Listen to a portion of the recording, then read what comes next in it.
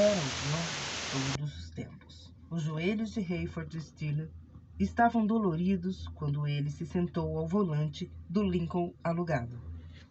Ele caíra ao solo diante da cruel constatação da morte de seu pastor.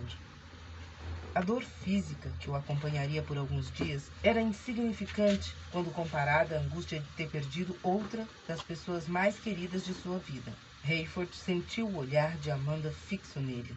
Ela colocou a mão sobre a perna dele, em sinal de solidariedade. No assento traseiro estavam sua filha Chloe e o marido Buck, ambos com as mãos sobre o ombro de Hayford. E agora? Perguntou Hayford a si mesmo. O que faremos sem Bruce? Para onde iremos? O sistema transmissor de emergência voltou a transmitir as notícias sobre o caos, a devastação, o terror e a destruição pelo mundo inteiro. Sentindo um nó na garganta e sem conseguir falar, Hayford tratou de abrir caminho por entre o trânsito congestionado. Por que o povo estava nas ruas? O que queriam ver? Será que não estavam com medo demais de bombas ou de precipitação radioativa? Preciso ir até a sucursal de Chicago, disse Buck. Você pode usar o carro depois de chegarmos à igreja, disse Hayford. Preciso dar a notícia sobre Bruce. As forças pacificadoras da comunidade global supervisionavam a polícia local e o pessoal da emergência, dirigindo o tráfego e tentando forçar o povo a voltar para casa. Pelo fato de viver há muitos anos na região de Chicago, Hayford sabia fazer uso de vias marginais e secundárias para desviar das ruas principais que estavam totalmente congestionadas. Hayford perguntou a si mesmo se não deveria ter aceitado a oferta de Buck para dirigir o carro, mas ele não queria demonstrar fraqueza. Balançou a cabeça. Não há limites para o erro de um piloto. Ele tinha vontade de encolher-se por inteiro e chorar até dormir de exaustão.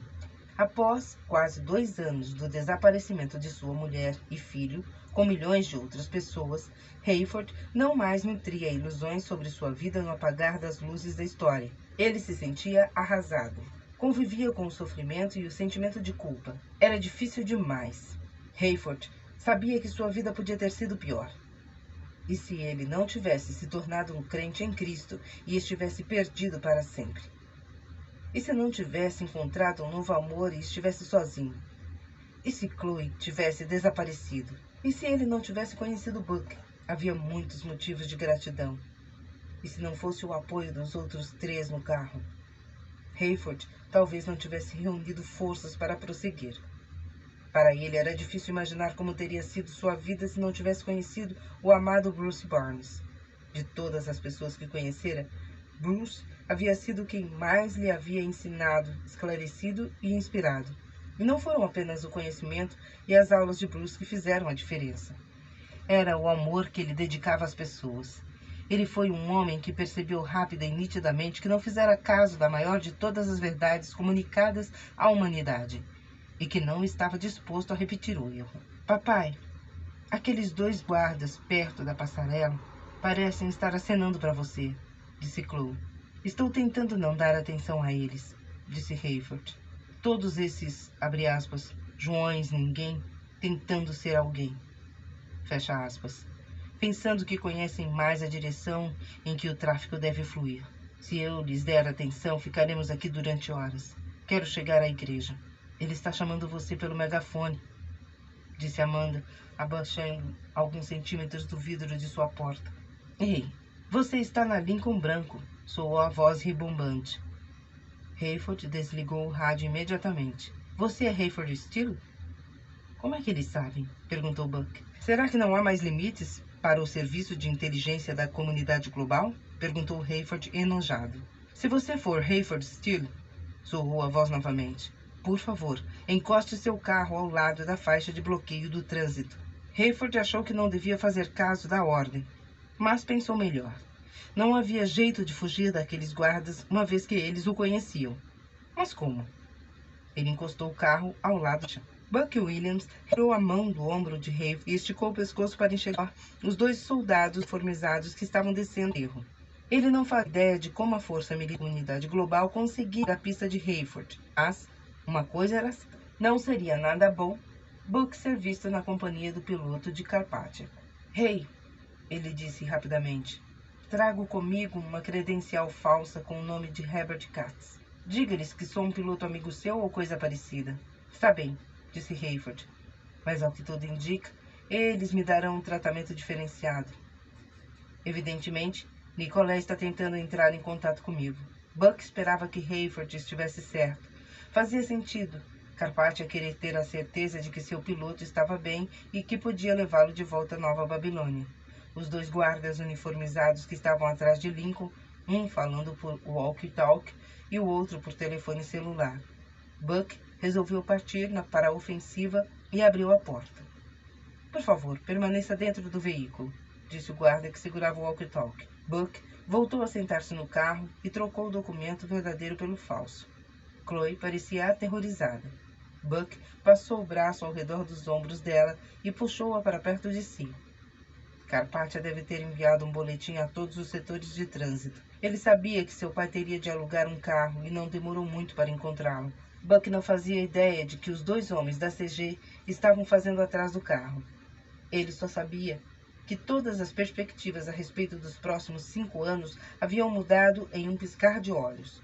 Quando a Guerra Mundial irrompeu uma hora atrás, Buck perguntou a si mesmo se ele e Chloe sobreviveriam a um período restante da tribulação. Agora, com a notícia da morte de Bruce, Buck perguntou a si mesmo se eles queriam sobreviver. A expectativa de ir para o céu e estar com Cristo parecia melhor que viver no que restara deste mundo, mesmo que fosse necessário morrer para chegar lá. O guarda com o walkie-talkie aproximou-se da porta do motorista. Hayford abaixou o vidro. O senhor é Hayford Steele? Depende de quem está perguntando, disse Hayford. Este carro com esta placa foi alugado em O'Hare por alguém que se identificou como Hayford Steele. Se este não for o seu nome, o senhor está numa grande encrenca. O senhor não concorda comigo? Disse Hayford, que estamos todos numa grande encrenca, seja eu quem for. Buck achou graça da reação mal-humorada de Hayford diante da situação. Cavalheiro, preciso saber se o senhor é Hayford Steele. Sou. E o senhor pode provar isso? Buck nunca havia visto Hayford tão agitado assim. O senhor me fez sinal para parar, me chama pelo megafone e me diz que estou dirigindo um carro alugado em nome de Hayford Steele. E agora quer que eu lhe prove que eu sou quem eu acho que sou?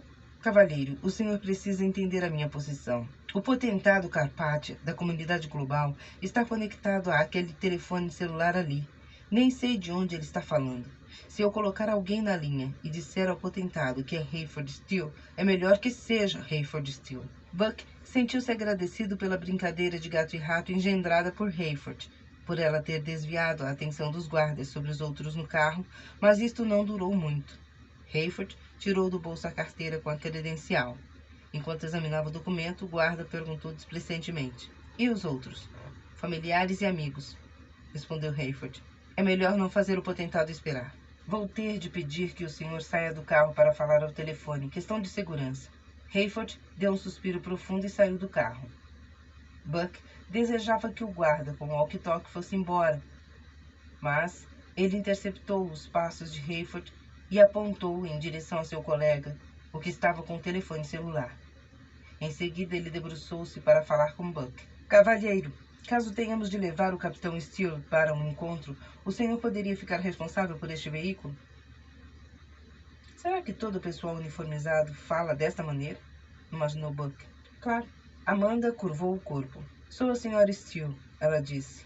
Aonde quer que o senhor Steele for, irei com ele. Isto será decidido pelo potentado, disse o guarda. E desde que haja lugar no helicóptero. Sim, senhor, disse Hayford ao telefone. Vou me encontrar brevemente com o senhor. Hayford entregou o telefone celular ao segundo guarda. Como chegaremos a este local? Um helicóptero deverá chegar a qualquer momento. Hayford fez um sinal para Amanda, pedindo que ela pegasse as malas e saísse do carro. Enquanto carregava as malas de ambos, ele abaixou-se perto da porta do passageiro e cochichou. Amanda e eu temos um encontro com Carpathian, mas ele nem sequer disse onde estava ou onde nos encontraremos. Aquele telefone ali não pode ser interceptado. Tenho a impressão de que não é muito longe daqui, a não ser que estejam nos levando de helicóptero até um campo de pouso, de onde partiremos para um lugar qualquer. Buck, é melhor você devolver logo o carro para a empresa locadora. Caso contrário, vai ser fácil eles estabelecerem uma relação entre mim e você.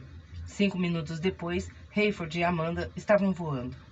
Você tem ideia para onde estamos indo? Gritou Hayford para um dos guardas da comunidade global.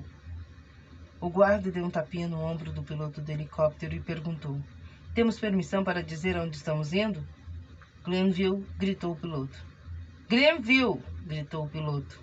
O posto aéreo naval de Glenville está fechado há anos, disse Hayford. O piloto virou-se e olhou para ele. A pista principal de decolagem ainda está aberta. O homem está lá neste momento. Amanda curvou-se em direção a Hayford. Carpati está em Illinois? Ele deve ter saído de Washington antes do ataque. Achei que o levariam para um dos abrigos antiaéreos do Pentágono ou da Administração da Segurança Nacional, mas seu serviço secreto deve ter imaginado que esses seriam os primeiros lugares que a milícia atacaria. Estou me lembrando de nossos tempos de recém-casados, disse Buck, enquanto Chloe se aconchegava a ele. Como assim? Nós ainda somos recém-casados. Espere um pouco, disse Buck rapidamente. O que eles estão falando sobre Nova York? Chloe aumentou o volume do rádio. Abre aspas. Verdadeira carnificina por toda parte aqui no centro de Manhattan. Edifícios bombardeados. Veículos de emergência abrindo caminho entre os escombros. Pessoal da Defesa Civil pedindo ao povo, por meio de alto-falantes, que permaneçam nos abrigos subterrâneos. Fecha aspas. Buck percebeu um tom de pânico na voz do repórter, enquanto ele prosseguia. Abre aspas. Eu também estou procurando abrigo, mas acho que é tarde demais para evitar os efeitos da radiação. Ninguém sabe ao certo se as ogivas eram nucleares, mas todos estão sendo alertados para não arriscarem. Estima-se um prejuízo de bilhões de dólares. A vida aqui nunca mais será a mesma. Há devastação por toda parte, até aonde a vista consegue alcançar. Abre aspas. Todos os principais centros de transporte estão fechados ou foram destruídos. Enormes engarrafamentos de trânsito tomaram conta do túnel Lincoln, da ponte Triborough e das principais vias de saída de Nova York. Aquela, que foi conhecida como a capital do mundo, parece cenário de filme de catástrofe. Agora voltamos à CNN, Rede Comunidade Global, em Atlanta. Fecha aspas. Buck, disse Chloe. Nossa casa. Onde vamos morar? Buck não respondeu. Ele olhava fixamente para o trânsito, vendo as enormes nuvens de fumaça preta e as bolas intermitentes de fogo de cor alaranjada que pareciam pairar sobre Monte Prospect. Era normal que Chloe estivesse preocupada com sua casa. Buck estava menos preocupado com isso. Poderia morar em qualquer lugar, e talvez tivesse vivido em todos os lugares. Se ele tivesse Chloe e um lugar para morar, tudo estaria bem. Mas ela transformara em lar aquela cobertura ridiculamente cara na Quinta Avenida. Finalmente, Buck resolveu falar. Eles não vão permitir que ninguém volte a Nova York durante dias. Talvez mais tempo ainda. Até nossos carros, se ainda estivessem inteiros, não poderiam ser usados. O que vamos fazer, Buck? Buck gostaria de saber o que responder. Normalmente ele teria uma resposta. O desembaraço tinha sido a marca registrada de sua carreira. Fosse qual fosse o obstáculo, ele sempre conseguia vencer qualquer situação, em qualquer lugar do mundo, em qualquer época. Agora, com sua jovem esposa ao lado, sem saber onde morariam ou o que fariam, ele estava completamente perdido. Ele só queria ter a certeza de que seu sogro e Amanda estavam em lugar seguro, apesar do perigoso trabalho de Hayford. Queria também chegar a Monte Prospect para saber o que estava sucedendo com os crentes da Igreja Nova Esperança e informar-lhe sobre a tragédia que acontecera a seu amado pastor.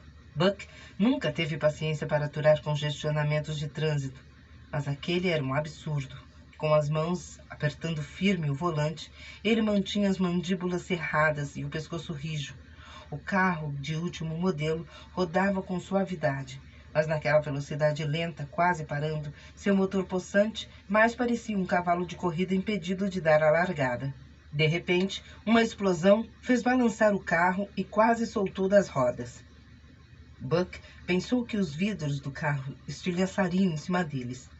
Chloe deu um grito agudo e escondeu a cabeça no peito do marido. Buck esquadrinhou o horizonte, procurando ver o que poderia ter causado a explosão. Vários carros próximos a eles saíram imediatamente da pista.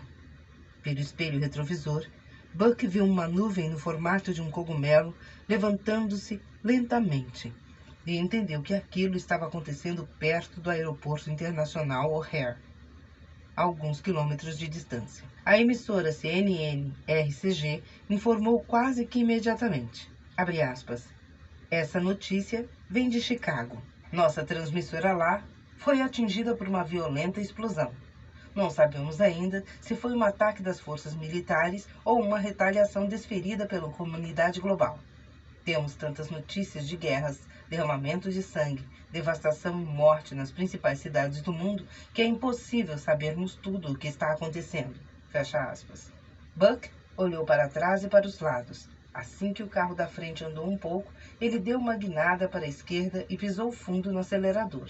Chloe prendeu a respiração quando o carro subiu no meio-fio, atravessou um bueiro e caiu do outro lado.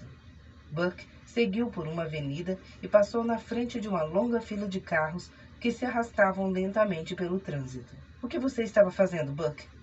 Perguntou Chloe, segurando-se no painel. Não sei o que estou fazendo, querida, mas sei o que não quero fazer. Não quero ficar no meio de um congestionamento de trânsito enquanto o mundo está indo para o inferno. O guarda que acenara para Hayford, da passarela, estava agora retirando as bagagens do helicóptero. Ele foi encarregado de conduzir os estilos. Passaram por baixo das lâminas da hélice, atravessando uma pista curta de macadame até chegarem a um edifício de tijolos de um só pavimento localizado à beira da pista principal. Ervas daninhas cresciam entre as fendas da pista. Um Large estava no final da pista perto do helicóptero, mas Hayford não avistou ninguém, nem na cabina, nem ouviu o barulho de motor funcionando. Espero que eles não queiram que eu pilote essa coisa, ele gritou para Amanda enquanto entravam no edifício. Não se preocupe, disse o guarda acompanhante. O sujeito que trouxe este jato até aqui vai levar vocês até Dallas, onde está a grande aeronave que você vai pilotar. Hayford e Amanda foram conduzidos até um pequeno desgastado escritório militar da Força Aérea, decorado com cadeiras de plástico e de cor berrante. Hayford sentou-se massageando os joelhos com força. Amanda andava de um lado para o outro e só parou quando o acompanhante fez um gesto para que ela se sentasse. Tenho liberdade para permanecer em pé, não? Ela disse. Sinta-se à vontade. Por favor, esperem aqui alguns instantes. O potentado já deve estar chegando. Os guardas de trânsito acenavam, apontavam e gritavam para o Buck. Os outros motoristas buzinavam e faziam gestos obscenos para ele, mas nada o detinha. Para onde você está indo? Insistiu Chloe. Estou precisando de outro carro, ele disse. Alguma coisa me diz que esta vai ser nossa única chance de sobrevivência. Do que você está falando? Você não está enxergando, Chloe? Ele perguntou. Esta guerra acabou de irromper e não vai terminar logo. Vai ser impossível dirigir um veículo comum em qualquer lugar que seja. E o que você pretende fazer? Comprar um tanque de guerra? Se não chamasse tanta atenção, até que eu compraria. Buck cruzou um imenso terreno gramado, atravessou um estacionamento e passou ao lado de uma imensa escola suburbana de segundo grau. Atravessou uma quadra de tênis e um campo de futebol. O carro zigue-zagueava, atirando lama e pedaços de grama para todos os lados. O rádio continuava a dar notícias do mundo inteiro sobre acidentes e destruições, enquanto Buck e sua mulher eram jogados de um lado para outro do carro, que corria em alta velocidade, passando por sinais de trânsito e derrapando nas curvas. Buck esperava estar na direção certa. Queria chegar a Northwestern Railway, onde um grupo de revendedores de automóveis comercializavam suas mercadorias. Na última curva acentuada, já entrando na zona urbana, Buck se viu no meio de um trânsito, abre aspas, pesado, lento, anda e para. Fecha aspas, conforme costumava dizer o repórter de trânsito de sua preferência, que se estendia por toda a Northwest Highway. Buck estava disposto a enfrentar a situação, e tudo ali havia dado certo, portanto resolveu prosseguir. Cortando a frente de motoristas irados, ele seguiu acompanhando a faixa lateral de bloqueio de trânsito por quase 2 quilômetros até dar de frente com os revendedores de carro. Acertei, disse ele. Hayford estava perplexo e sabia que Amanda sentia o mesmo diante do comportamento de Nicolé Carpathia. O jovem elegante, agora na casa dos 30 anos, parecia ter atingido o posto de líder mundial do dia para a noite. Estava contra sua vontade. Passara de um indivíduo desconhecido pertencente à Câmara dos Deputados da Romênia a presidente daquele país. Em seguida, quase que imediatamente, tomara o lugar do secretário-geral da Organização das Nações Unidas. Após quase 2 anos de paz e de uma campanha maciça bem-sucedida para cativar o povo depois do caos e do terror que se instalaram no mundo em seguida aos desaparecimentos, Carpathia estava enfrentando pela primeira vez uma oposição significativa. Hayford não sabia o que esperar de seu patrão. Estaria ele magoado, ofendido, irado? Não demonstrava nada disso. Conduzido por Leão Fortunato, um funcionário bajulador do escritório da Nova Babilônia, até o escritório administrativo do posto aéreo naval de Greenville, que estava desativado há muito tempo, Carpathia parecia eufórico, animado. Capitão Steele? Ele cumprimentou com entusiasmo. Sr. Steele, que bom ver vocês dois e saber que estão bem. Pode me chamar de Amanda, ela disse. Perdoe-me, Amanda, disse Carpathia, segurando a mão dela entre as suas. Hayford percebeu que a reação dela estava lenta. Carpathia prosseguiu. Depois de toda essa agitação, você há de compreender. Agitação? Pensou Hayford. De uma forma ou de outra, a Terceira Guerra Mundial parecia ser mais do que agitação.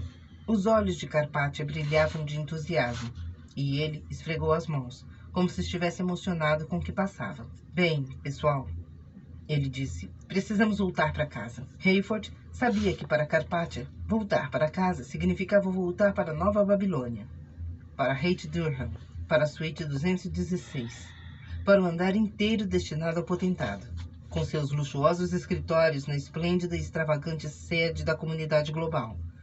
Apesar de Hayford e Amanda morarem em um espaçoso apartamento de 2 pavimentos dentro do mesmo complexo que abrigava as instalações da comunidade global, não passava pela cabeça de nenhum dos dois considerar a Nova Babilônia como um lar. Ainda esfregando as mãos, parecendo não conseguir conter-se, Carpathia virou-se para o guarda com o walkie-talkie na mão. Quais são as novidades? O guarda uniformizado da CG estava com os fones de ouvidos ligados e levou um susto por Carpathia ter lhe dirigido diretamente a palavra. Ele arrancou o aparelho do ouvido e gaguejou. O quê? Desculpe, senhor potentado. Carpathia fixou o olhar no homem.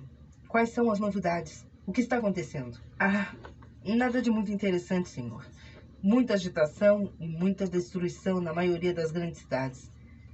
Para Hayford, Carpathia estava tendo dificuldade em demonstrar tristeza. Esta agitação está concentrada no centro-oeste e na costa leste?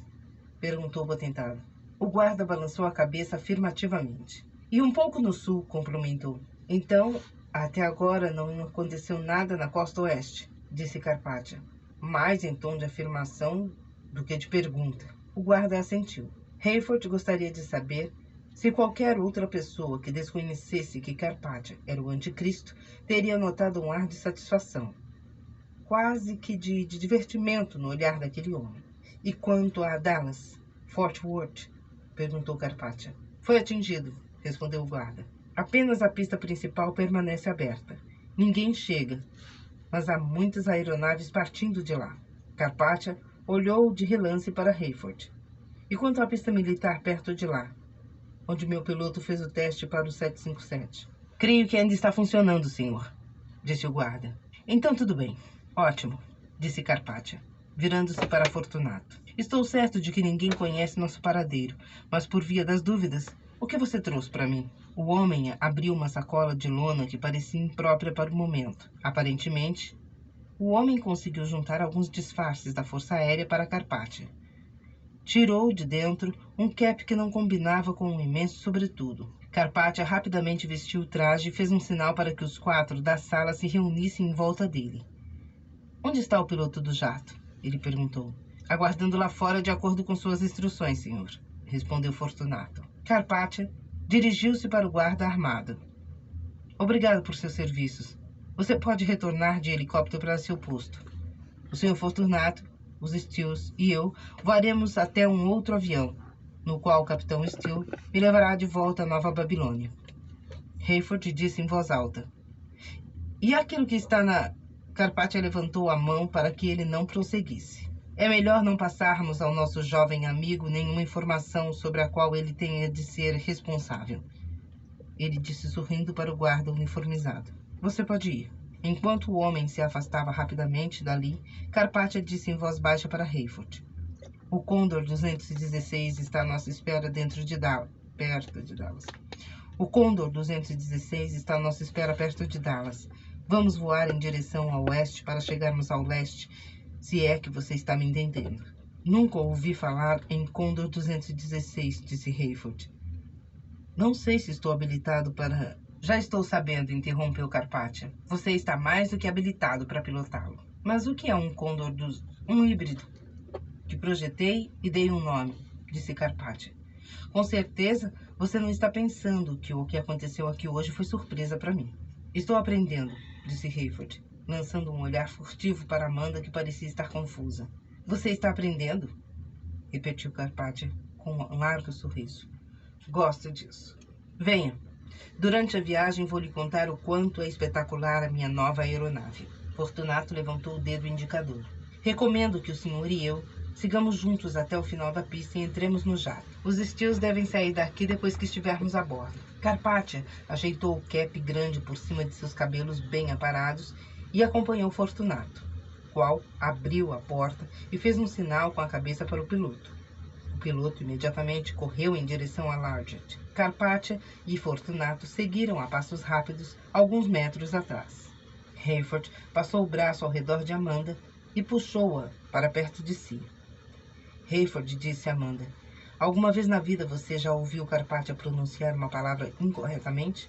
Pronunciar uma palavra incorretamente? Gaguejar, balbuciar, precisar repetir uma palavra, esquecer o nome de alguém. Hayford conteve um sorriso, surpreso por achar graça no momento que poderia ser o último dia da vida na Terra. Esquecer outros nomes além do seu. É isso que quer dizer? Ele age assim de propósito, e você sabe disso, respondeu Amanda. Hayford deu de ombros. Talvez você tenha razão. Mas qual seria o motivo? Não faço a menor ideia. Querida, você não está enxergando a ironia de ter sido ofendida pelo homem que com certeza é o anticristo? Amanda olhou espantada para Hayford. Pense um pouco. Ele prosseguiu. Você espera a cortesia e decência do homem mais maligno da história do universo? Amanda balançou a cabeça e desviou o olhar. Vendo por esse ângulo, e ela murmurou, acho que estou sendo sensível demais. Buck estava sentado no escritório do gerente de vendas de uma concessionária Land Rover. Você nunca para de me surpreender, sussurrou Chloe. Não tenho sido muito convencional, tem? É raro, e acho que qualquer esperança de normalidade que porventura houvesse, acabou de voar pela janela. Não preciso apresentar desculpas por ser uma pessoa singular, disse ele. Mas todos em qualquer lugar do mundo, brevemente, vão passar a agir por impulso. O gerente de vendas, que estava atarefado com a papelada e calculando o preço, virou os documentos e os colocou sobre a mesa diante de Buck. Você não está trocando o Lincoln, está? Não. Ele foi alugado, respondeu Buck. Mas vou pedir que você me faça o favor de mandá-lo de volta para o O'Hare. Buck olhou para o gerente sem examinar os documentos. Trata-se de um fato inusitado, disse o gerente. Eu teria de mandar 2 funcionários e um carro extra para que eles possam voltar. Buck levantou-se. Acho que estou pedindo demais. Tenho certeza de que qualquer outro revendedor estará disposto a fazer muito mais do que isto para me vender um carro, principalmente quando ninguém sabe o que acontecerá amanhã. Sente-se, Sr. Williams. Não vou ter nenhum problema em destacar meu gerente de distrito para lhe fazer aquele pequeno favor. Como o senhor pode ver, será possível sair daqui com seu Land Rover totalmente equipado dentro de 1 hora, pagando um preço abaixo de $100.000. Consiga tudo isso em meia hora, disse Buck, e negócio fechado. O gerente de vendas levantou-se e apertou a mão de Buck. Negócio fechado. Pasta 2. 2. O Largent era um jatinho de 6 lugares,